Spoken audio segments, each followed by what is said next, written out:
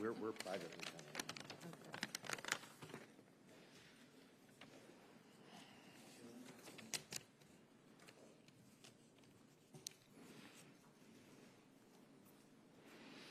coming.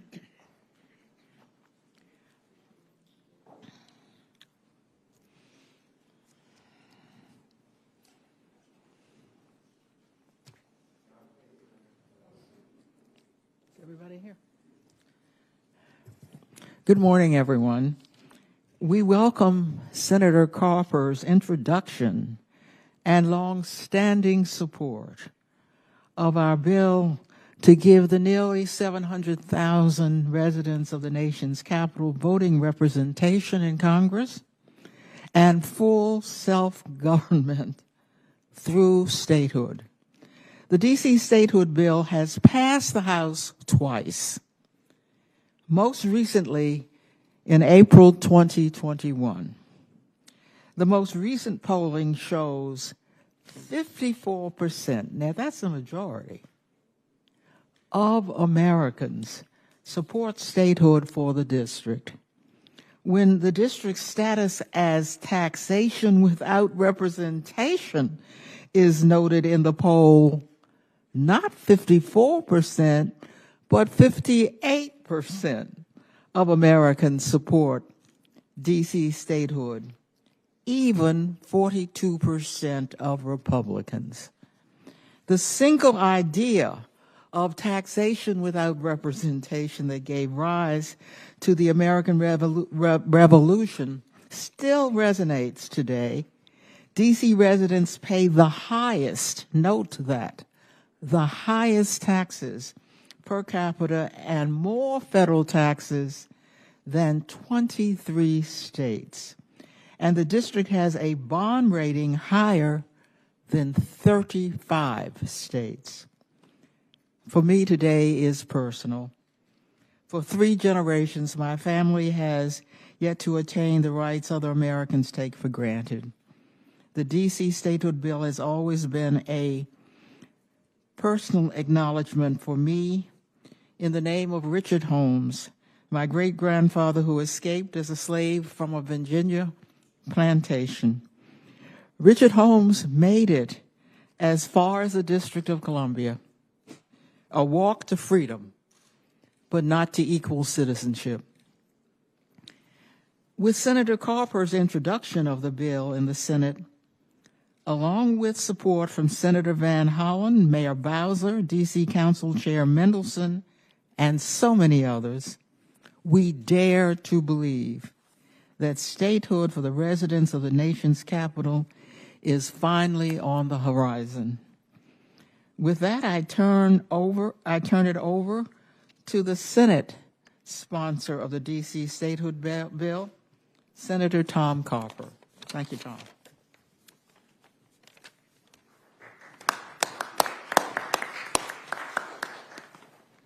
Thank you, Congresswoman. I want to again applaud you for your steadfast support for doing what's right. I first stepped into this room, Chris, Mayor, President. I first stepped into this room 22 years ago this month. I was just elected as a U.S. Senator. I'd been governor of Delaware for 8 years before that, and congressman and treasurer before that, and naval flight officer for that. I'm the last Vietnam veteran serving in the U.S. Senate. And I wanted to be on this committee, in the Environment and Public Works Committee, because the issues are so important to our planet, and the issues are so important to our economy. For a long time, people didn't think we could ever get together our heads and our votes on comprehensive infrastructure legislation, but finally we did. People didn't think we could get our heads and hands together to produce bipartisan legislation that addresses climate change and make sure that in the face of that adversity of an ever-heating planet, we could actually create jobs and economic opportunity. But we did that too, and against all odds. I'm one who believes that some of the hardest things to do are the things most worth doing. And I'm delighted to be here today with my friends and our colleagues. So welcome to our hearing room. I think this is a place that if the walls could talk, it would say a lot of good stuff that would encourage us today as we take up this battle again. Every day we work in the shadow of our capital, a beacon for democracy around the world, and yet an historic injustice still prevails. There are nearly 700,000 Americans who call the District of Columbia home, and they do not have a voting representative in either chamber of the Congress. These Americans are hardworking residents who pay the most in per capita federal income taxes in the country, but have no say in how those dollars are spent. Let me just say that again. These Americans here in the District of Columbia, the citizens of the District of Columbia, are hardworking residents who pay the most in per capita federal income taxes in the country, but they have no say in how these dollars are spent. These Americans here in the District of Columbia are law-abiding citizens who look after one another, but who have to wait for federal approval of local judges, sometimes for years, or help from the National Guard in times of crisis. These Americans are service members who risk their lives for our country, but who come home to find they are still denied a vote in Congress. As the last Vietnam veteran serving in the Senate, I take this next fact particularly to heart. Listen to this, more than 14,000 Washington, D.C. residents are currently serving in the military today, and can be sent into a battle in a war that about which they had no say in fighting. Now let's talk about the elephant in the room. With Republicans now in charge of the House, our work to pass this bill has become even more challenging. But let me share with you, if I can, a quote that was said on the House floor in 2007. Here it goes. The fact that more than 500,000 Americans live in the District of Columbia and are denied a single voting representative in Congress is clearly an historic wrong. And justice demands that it be addressed. And the Speaker goes on to say, I believe that kindness demands that we do the right thing for all Americans, regardless of race or political creed. Those are the words of then Republican Congressman Mike Pence. He was right then, and he would be right today. At its core, this isn't truly a Republican or a Democratic issue. It's an issue of basic fairness.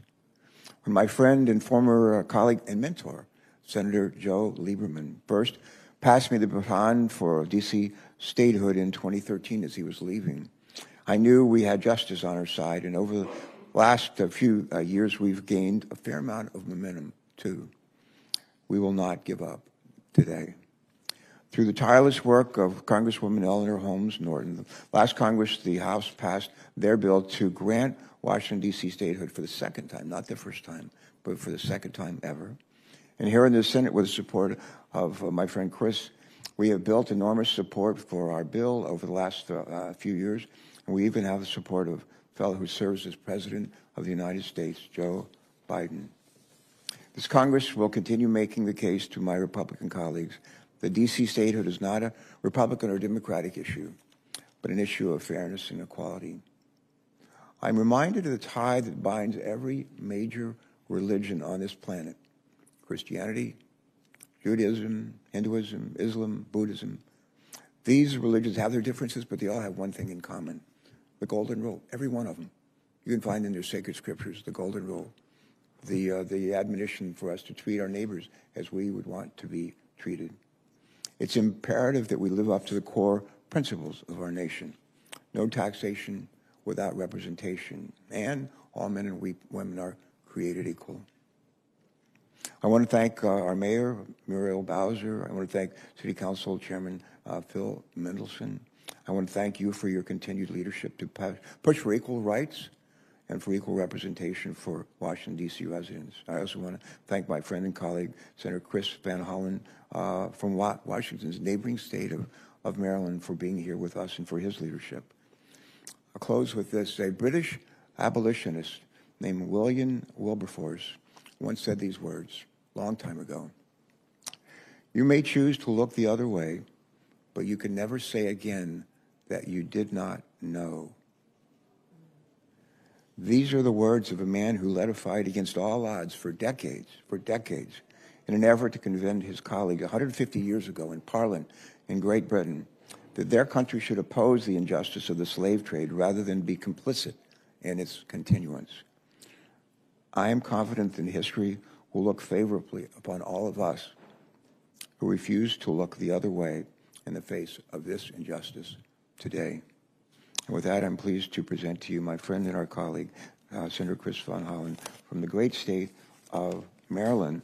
The three of us, Delaware, Maryland, and Virginia together, are Delmarva. Delmarva. He's my Delmarva buddy. All right, nice round of applause. Thank you, Tom. Thank you, Tom Carper. Thank all of you for joining us today for this important occasion. And I do, at the outset, want to thank Tom Carper, whose birthday was yesterday. If we could all give him a big happy birthday round of applause. And he has been consistent.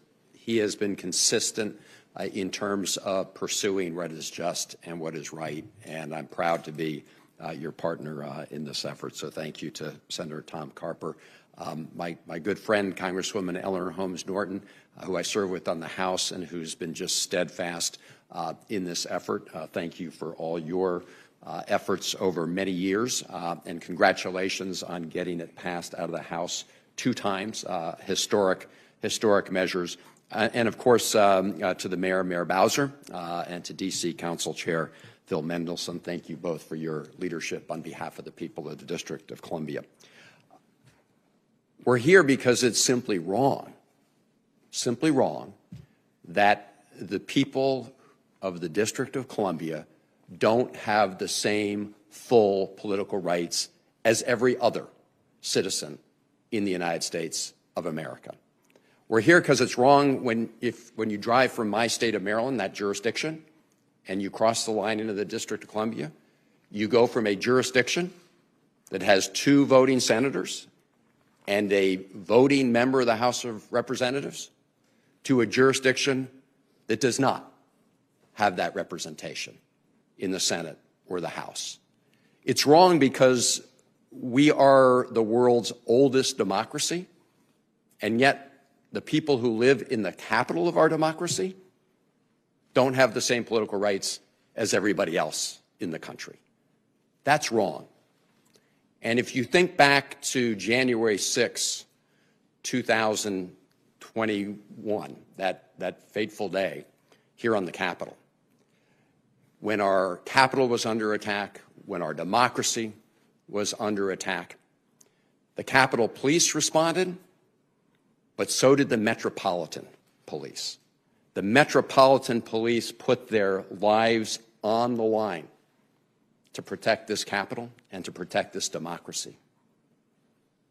And yet, the men and women of the Metropolitan Police who live in the District of Columbia were not able to vote for a member of the House or the members of the Senate that they were protecting as part of protecting our democracy. And that's shameful. Now, if you look at what's happening in the House right now, you have members of this very right-wing Republican majority who are actually talking about further dragging us backwards. The head of the House Oversight Committee has talked about even more micromanagement from the House of the people who live in the District of Columbia. I would suggest that these members of Congress should have their hands full dealing with their own congressional districts and other issues in the country rather than trying to dictate to the people of the District of Columbia and impose their will over the will of the mayor and members of the council who are elected by the people of the District of Columbia. And we will fight that effort, and we will prevent them from taking us backwards.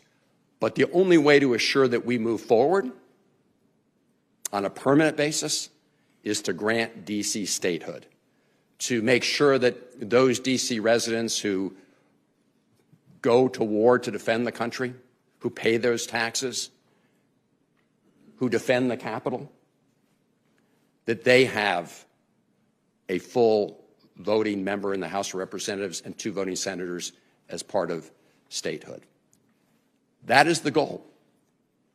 As Senator Carper said, things that are hard are worth doing when they're right, when you're right.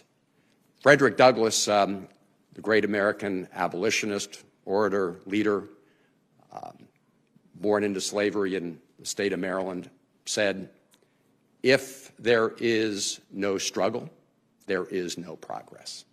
And the reason I have faith that we will absolutely prevail at the end of the day is, as Senator Carper said, we know that we are all on the right side.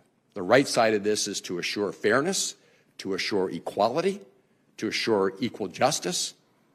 And as Dr. King said, the arc of the moral universe is long, but it bends toward justice, and we will keep pulling and pushing until we make sure that the people of the District of Columbia have justice, and that means statehood. So we're going to keep the march going. We will prevail. We will prevail. And with that, let me introduce somebody who's been at the front of that march, along with Congresswoman Eleanor Holmes Norton and others, somebody who's there defending our democracy and our Capitol every day, as she also represents the people of the District of Columbia as the Mayor Muriel Bowser. Well, good morning, everybody. I am delighted to be here to talk about who we are as Washingtonians, what we do for our city, and how we will continue our fight for statehood. I am delighted to be here with my Congresswoman, Eleanor Holmes Norton, Senators Carper and Van Hollen, and the chairman of the D.C. Council, Phil Mendelson. I also would like to acknowledge Senator Strauss, our shadow senator. I wish we were here talking about how our bills have advanced through this Congress.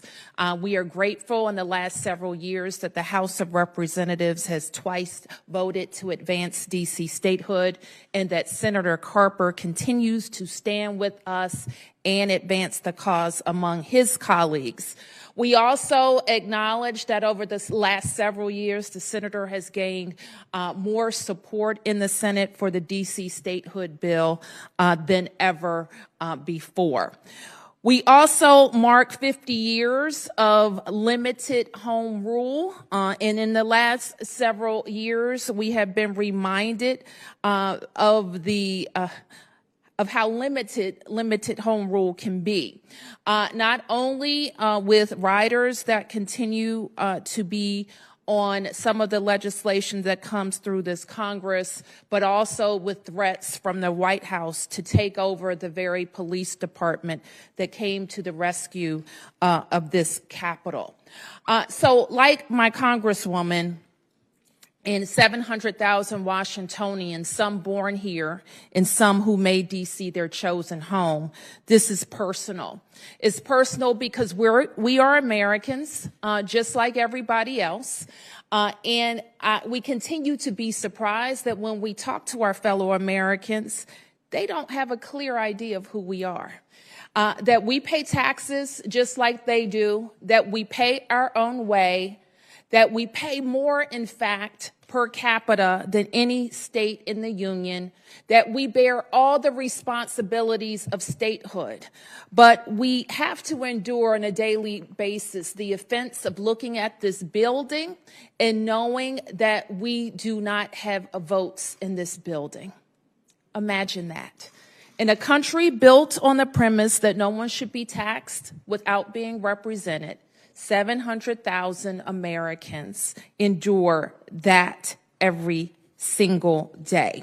We watched the great debates about protecting a woman's right to choose, to stopping horrific gun violence in our nation, to taking on the challenges of climate change, to picking Supreme Court justices without a vote. We've heard this debate described in the most basic terms. Where can my staff park? therefore you can't have a vote. Or we don't agree with your ability to regulate your own businesses or pay for the health care of your own citizens. So therefore, we will block your most basic rights as Americans. This is not a power grab. This is none of us saying we want more than our fair share. This is about democracy and about us achieving our full rights as American citizens. And so we will continue the fight. We will continue to find new partners and new allies where there were none until we achieve what is right, not just for us, not just for DC residents and our representation, but for the whole nation, that it is a more full democracy and more fully representative of the people who call the United States home. I know that I speak for us in DC, and I am pleased now to introduce the chairman of the council, Bill Mendelson. I'm actually the cleanup speaker, so I'm going to recognize our warrior on the Hill, Congresswoman Eleanor Holmes Norton.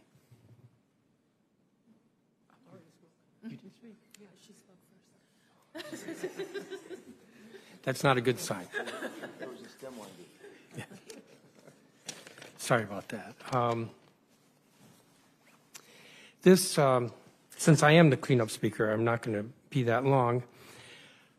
I want to start with this, and that is this past summer I had the privilege of visiting the United States Military Cemetery at Omaha Beach in Normandy, France. And I had the privilege of planting a flag at the gravesite of Anthony Salimi, Private First Class, 101st Airborne Division. He was a District of Columbia resident, gave his life that day. He was one of many district residents who gave their lives in World War II, and in World War I, and in Vietnam, and in many other war and military engagements of the United States. It is time to recognize that the citizens of the district are citizens of the United States, with all of the responsibilities of citizenship, but they do not have the full rights of U.S. citizens.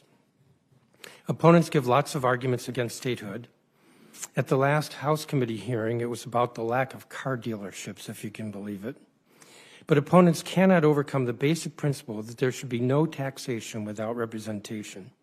In a democracy, there should be no government without participation of the governed. That's just fundamental. But DC is too liberal, too Democrat, and so this is a partisan issue, which is unfortunate. And because of this, what we have seen with this partisanship has hurt the District of Columbia.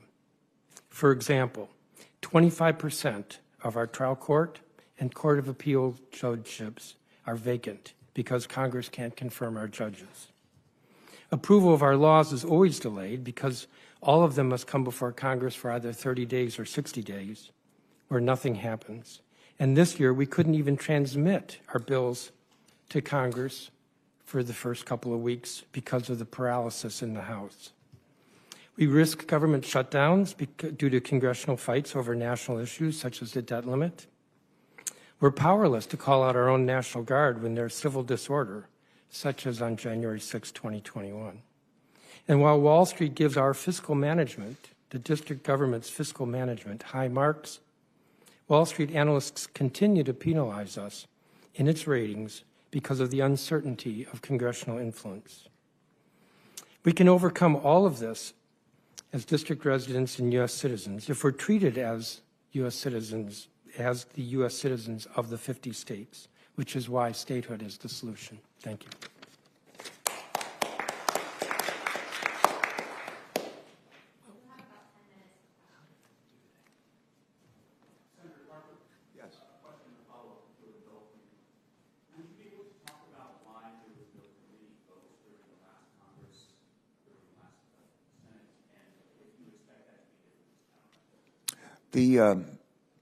We took up a lot of contentious issues in the last Congress. We did things that I was afraid we'd never accomplish. Bipartisan infrastructure, largest in the history of the country, just transformational investments in climate change and creating all kinds of green jobs. toward the end of the day, we actually passed a budget plan and fund the government for the rest of the year. I mean, we did a lot. It was not for lack of interest in doing it. But this year, I think we'll have less on our plate, having dealt with the infrastructure in a very major way, having dealt with climate change in a major way. I think we'll have more room to take it up. Let me use this opportunity just for a minute. I mentioned earlier, I'm the last Vietnam veteran serving in the U.S. Senate. I was a P-3 aircraft naval flight officer and eventually a mission commander. We flew missions off of the coast of Vietnam and Cambodia during the Vietnam War, a lot of them about 500 feet off the water. We flew a lot of missions tracking Russian subs then and for many years after that. We had jobs in the airplane as air crew. But we'd also have jobs on the ground. And I always had jobs on the ground, air intelligence officer, but always a P-3 aircraft mission commander. One day in an all-officers meeting, our commanding officer said to about 50 of us in the meeting, he said, overseas, and he said, I need a volunteer. And nobody raised their hand. And he said, I need a volunteer. And nobody raised their hand. And he said, I need somebody to, this was about 3 or 4 months before the election that year, even numbered year. He said, I need for somebody to be our voting officer for our squadron. We had 300 men at the time. We had no women in naval, almost none in naval aviation. That's changed dramatically. But he said, I need somebody to be the voting officer. I need somebody to get everybody registered to vote in their primaries, to get registered to vote in their general, and to vote. And who would be that volunteer? Nobody raised their hand. Finally, he said to me, looked at me, and he said, Lieutenant Carper, how would you like to be that volunteer? I said, aye, Captain. And we registered almost every single person in our squadron. They voted in primaries. They voted in general elections. If they happened to be from Alabama or West Virginia or Wyoming or Texas, they got to vote in their primaries, presidential primaries. They got to vote in the general. If they happened to be from the District of Columbia, they did not. We were serving in a war that was hugely unpopular. And most of us had the opportunity to be represented in the Senate and the House here by votes. The folks who were there in our squadron from the District of Columbia did not. That is not fair. Thank you.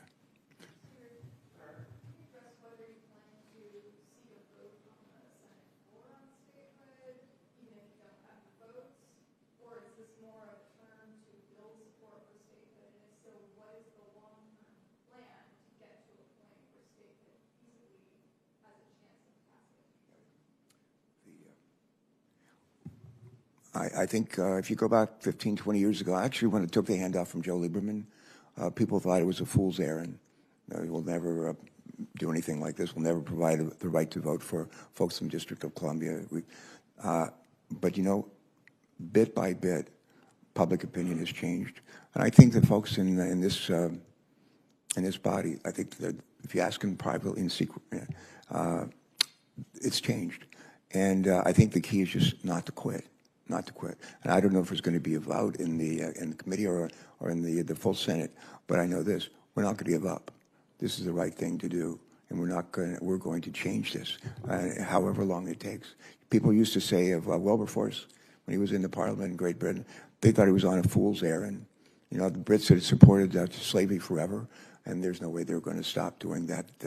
He never gave up. We're not going to give up.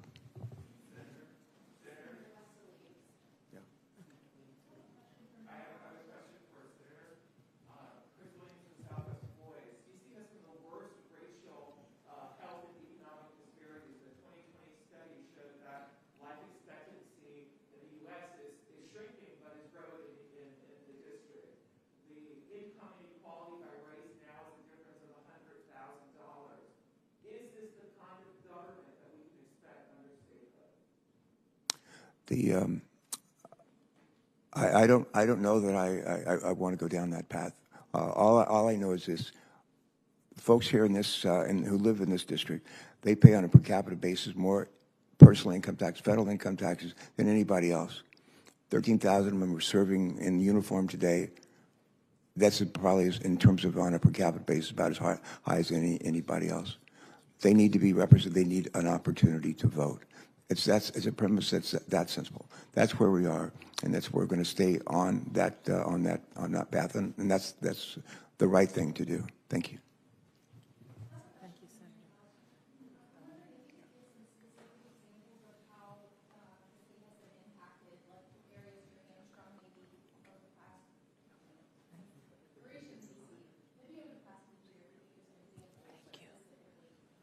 Well, we've mentioned several. You heard the chairman mention several, but let me talk about a element of the Home Rule Charter that not many people are aware of, and what it gives us while we elect a mayor and we elect a council. It reserves for the President of the United States the ability in an emergency to take over the Metropolitan Police Department. And we lived through a pretty tumultuous time where certainly nobody would expect the Metropolitan Police Department to report to the president. You heard the senator and Chairman Mendelson already mention something that no state endures, and that's the inability to call its own National Guard. The D.C. National Guard can only be deployed by the President of the United States. And once again, we lived through a tumultuous time where the actions of the President we couldn't really predict. And this Capitol itself was endangered, we believe, by the inability not only for the mayor to call the National Guard or to redeploy the National Guard according to the situation at hand. So those are a couple of examples.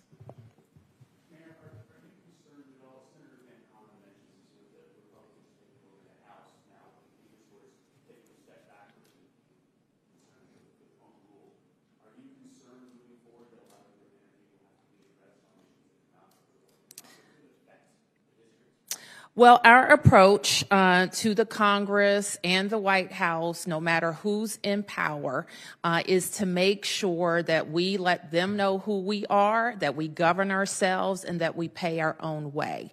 And we will be prepared to deal with any actions that are forthcoming.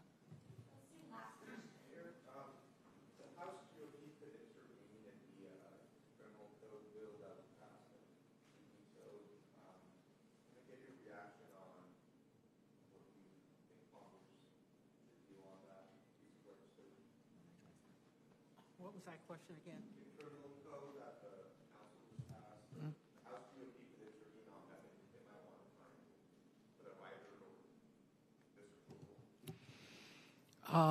Well, the council and the mayor really ought to speak on this code. As you know, every bill that that the council passes has to come through the Congress, and there's been some disagreement, not much, but some disagreement on this new criminal code.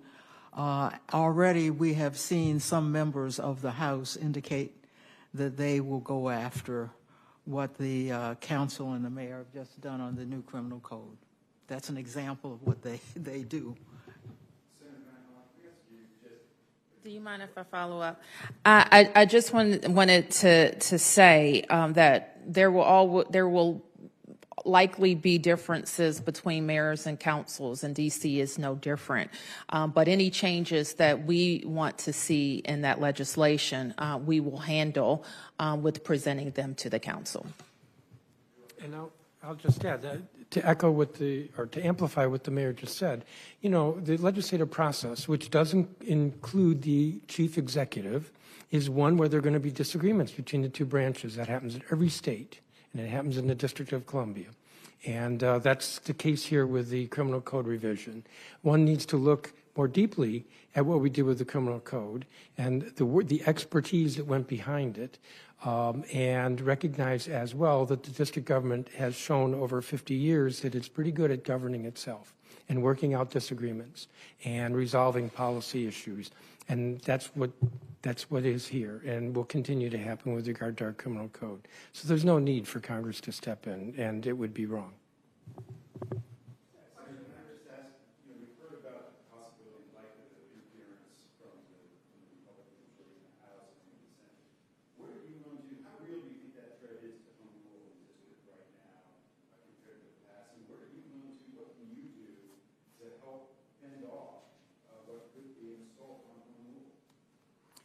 Sure. This is another example of why D.C. statehood is so important, because it's simply wrong to have members of Congress trying to veto, impose their will on the people of the District of Columbia against the wishes of their mayor and the council members. So, you know, if Republicans in the House move forward to try to further erode the powers of the mayor and the council and overrule them, we obviously have an ability here in the Senate to push back on that, which is why I mentioned in my comments that we will fight hard to prevent any backsliding as we at the same time continue to move forward and keep the pressure on when it comes to statehood.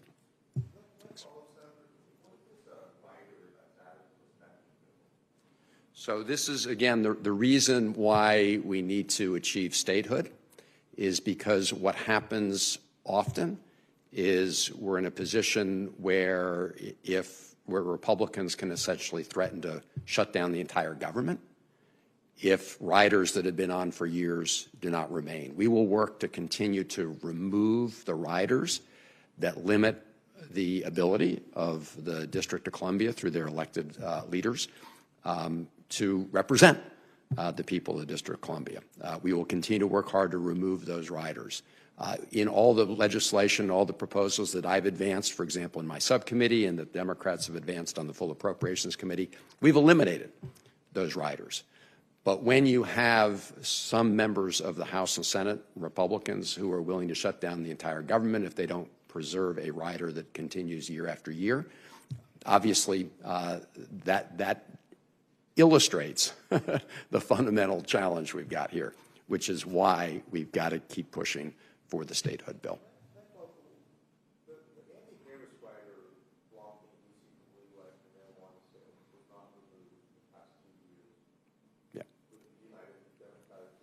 That was removed again on if you look at the House Appropriations Bill, the Democratic bill, as well as the Senate bill, Appropriations Bill, as written by the Democrats, that rider was removed because we think it's ridiculous that the Congress continues to meddle and interfere in that kind of decision for the people of the District of Columbia.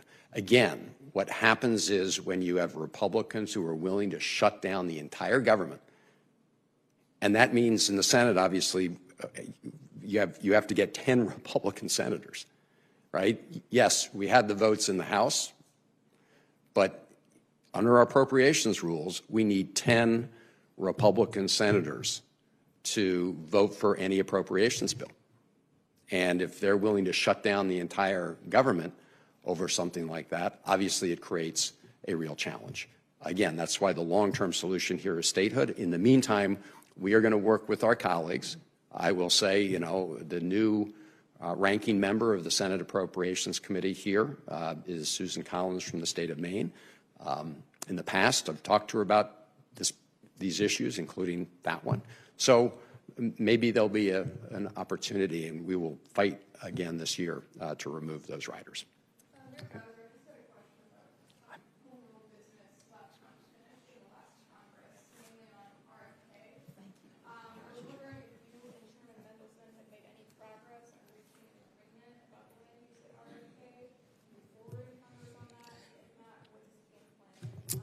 I don't have anything to report on RFK at this time. Okay, is there a plan going forward? I don't have anything to report on it. Thank you. Well, thank you very much. Thank you. Thank you.